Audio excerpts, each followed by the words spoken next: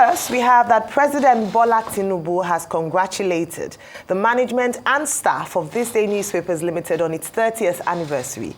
He commended its commitment to the ideals of free enterprise, democracy, and innovative use of technology.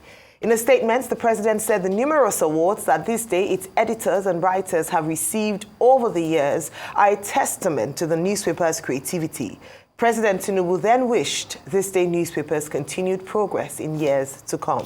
Founded on January 22, 1995 by Nduka Obaigbena, ThisDay has earned a reputation as a newspaper of record in Nigeria, delivering in-depth coverage of national and global affairs. The congratulations never stop, and this is really, really great to see, Rufai, that the President of the Federal Republic of Nigeria has released a statement congratulating ThisDay at 30 with a number of words to describe what he thinks or feels about the newspaper of record. It's a welcome development that the President has congratulated ThisDay. 30 years is no joke in Nigeria's business climate. We remember the early days when ThisDay started. Doing business here was not easy. Inflation rates was high up to over 30%. Interest rate was high up over 30%. I mean, those were the hard Abacha days. We all remember the story that our boss, Prince Uduka, tells every time about, the many challenges he faced with the military, the likes of Franco Benka and all of that episode. And, championing the cause for democracy, and democracy finally coming in 1999. ThisDay still been on the vanguard. ThisDay was one of those few papers that kept on, telling Obasanjo in his early days that you can do more, you can do a whole lot better for people and all of that in the country. And, necessarily, when you look at it, most of the advice and recommendations that ThisDay didn't give there, when Obasanjo started to implement them in the second time, it did work a great deal, for the country. Then afterwards, the transition, the peaceful transfer of power, because the fear then was Nigeria even going to get a peaceful transfer of power right? ThisDay was there with us all through all of the chaos and through many election cycles. Now we can truly say that democracy has come to stay in Nigeria with over 20 years unbroken. ThisDay has constantly been the newspaper of records every step of the way. And for another media owner to say very big congratulations like President Tinubu, I mean, it means a lot, and it means that ThisDay has really come to. So congratulations, and big hearty congratulations to ThisDay newspaper. Absolutely. Okay, there will be more congratulatory messages. So President Tinubu issuing a congratulatory message, there's nothing out of place in that regard. To recognize the fact that ThisDay is an important factor in the development of journalism in Nigeria. Now, when you read the books on growth of journalism in Nigeria, the books talk about the 19th century, the Victorian age, and all of that. So at every point in the history of journalism in Nigeria, there have been persons who have made a contribution. So we're in this phase now, and it is important that look, even in the future, there will be persons who will make more contributions. But what is significant is this moment that we are celebrating. And what is this moment that we are celebrating? I alluded to it yesterday as a student of the history of journalism. That look, in this phase, Nduka Obaigbena has played a major role in introducing innovation, in introducing creativity, in creating jobs, in providing opportunities, and it will be foolhardy for anybody not to recognize that.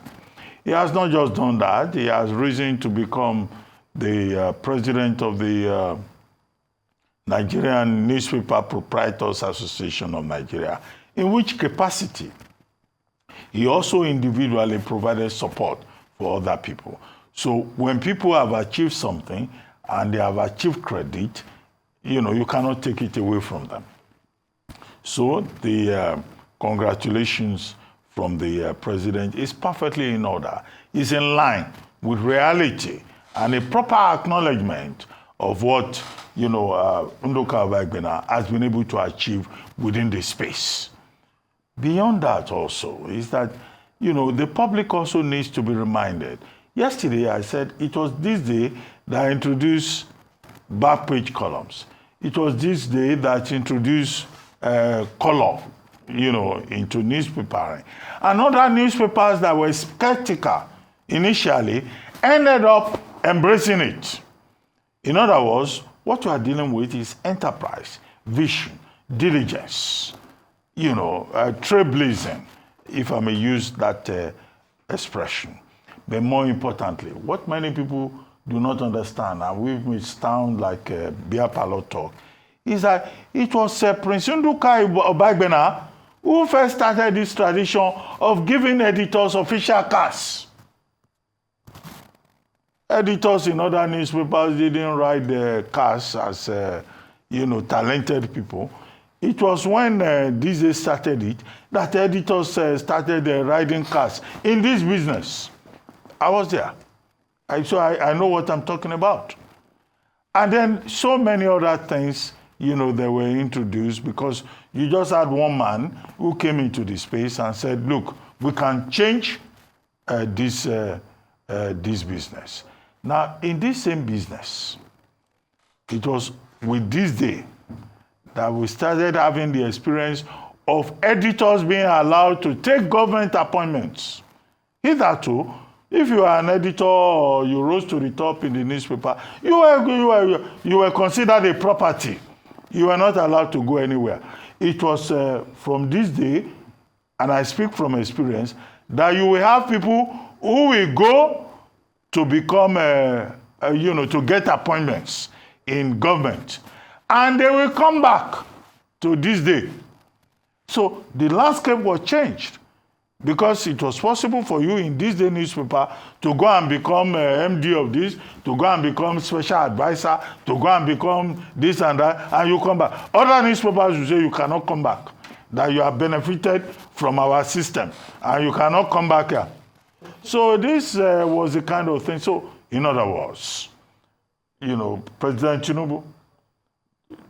President Tinubu has celebrated the ThisDay newspaper. It's a good development, but it is also a lesson for other media houses. I speak from experience, from what I have seen, from what I know. And I think that, the good example is something that should be encouraged. And there are many people that have gone from ThisDay to establish their own projects. Absolutely. Simon Kolawole has, what is it called? The Cable. There is the National Enquirers. Yeah. There is Western News, projects that have taken off, as a result of the large-heartedness of the ThisDay establishment. I joined them much later in the day. I have a different background, but, I'm glad to be associated with their own tradition. Absolutely. Well, we cannot say congratulations enough, and I think it's great to know that the president has led a high-profile level of greetings from different parts of the country to wish and to say hearty congratulations to ThisDay newspaper, and of course to the founder, publisher, editor-in-chief Nduka Obagbena, the Duke.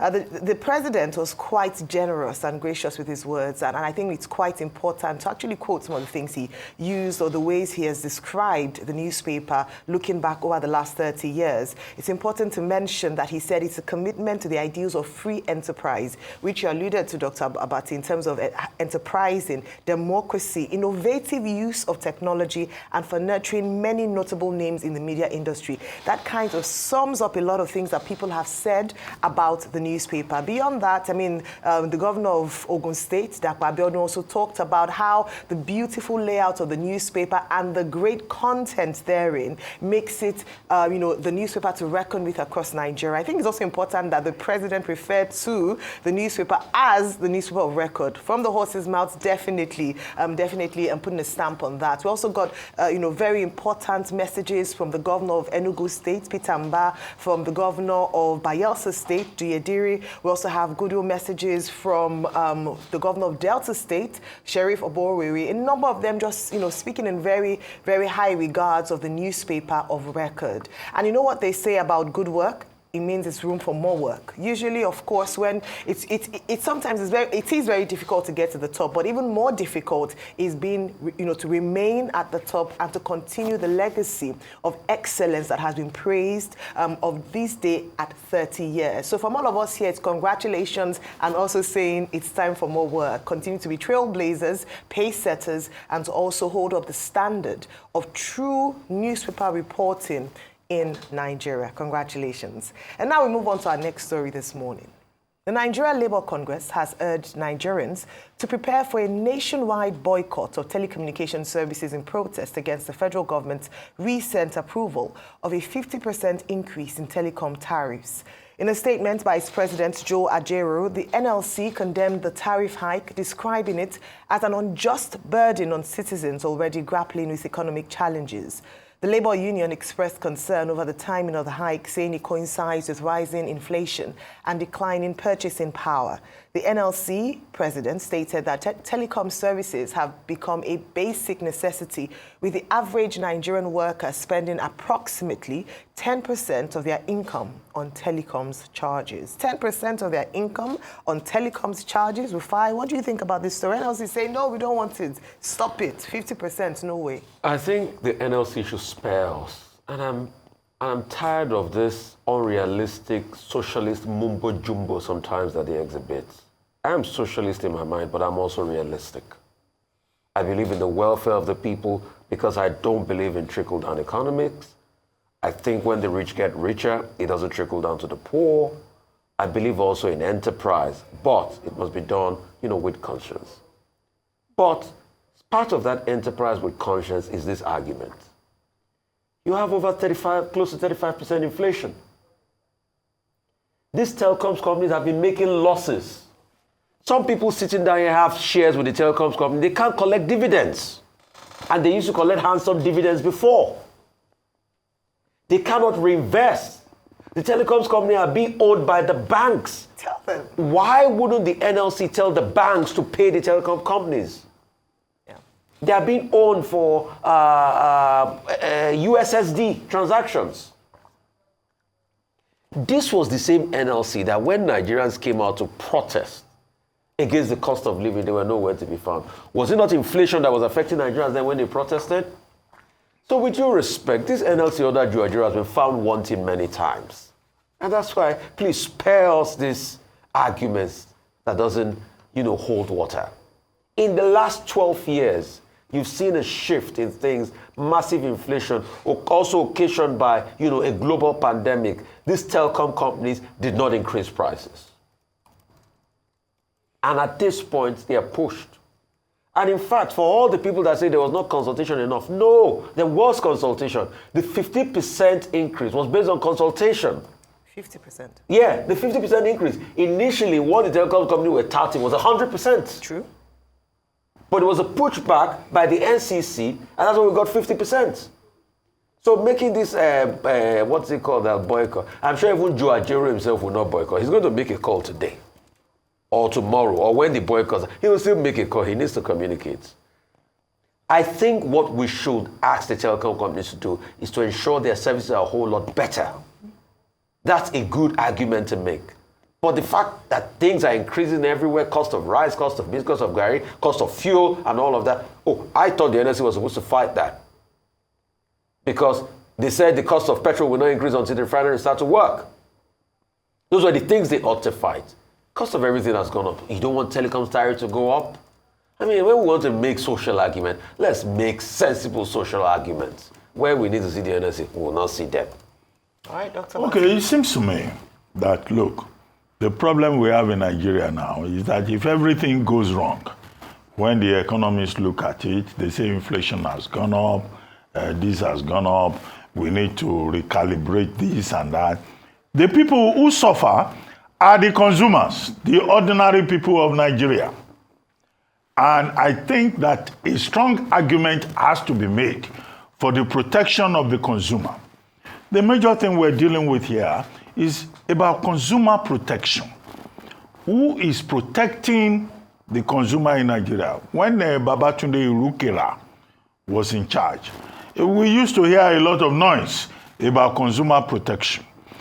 And what Babatunde Irukera was doing at that time was to say, look, you cannot just impose everything on the consumer.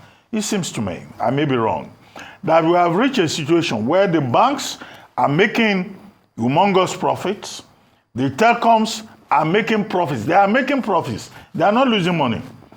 For MTN particularly, to cite a specific example, Nigeria remains the biggest market in the whole of Africa.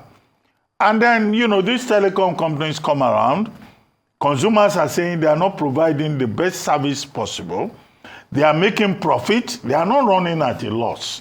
Despite all that complaint about, the cost of diesel has gone up, inflation has gone up, everything has gone up. MTN made losses last year. They did. They made losses. Maybe reduced in Nigeria. But Nigeria is still their best market. So who is looking out for the ordinary man that is now going to be paying about 16 naira per call, that is going to be paying 6 naira to send just a simple message? The bigger picture is to look at how you protect the consumer, how you protect the ordinary man, so that we, the long-suffering people of Nigeria, do not suffer because there is an issue in the oil and gas sector, do not suffer because there are complaints in the oil and gas sector. The problem goes back to the government.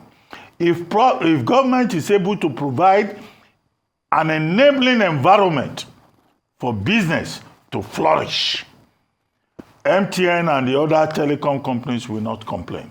They will not pass the cost to the consumer. If the business environment is productive and efficient, we the people will not suffer.